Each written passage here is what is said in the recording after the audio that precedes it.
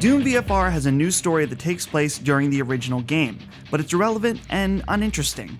The character you play as narrates the experience, a big change from past Doom games. It's somewhat off-putting in VR having a character you're controlling speak for you. VFR would have been better off by going even lighter on the story. The main problem, though, is how you move. The game supports 3 controllers, the DualShock 4, the PSVR aim controller, and the Move controllers. The Move controllers for this game are downright terrible. The primary way of moving is through teleportation, since the moves do not have an analog stick. This is fine, except the game relies on you to pivot left and right, and there are no incremental turns, just a 180-degree turnaround. This makes movement feel extremely limited. The PSVR aim controller has better movement with 2 analog sticks, but also feels very strange since the game is designed to have a weapon in each hand.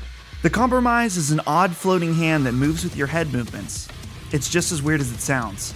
To the aim's credit, it was more fluid feeling, but with the additional movement came some slight motion sickness.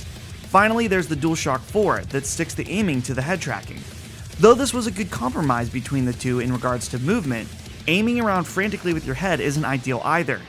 In the end, I found myself using the PSVR aim controller the most, but overall none of the options felt great.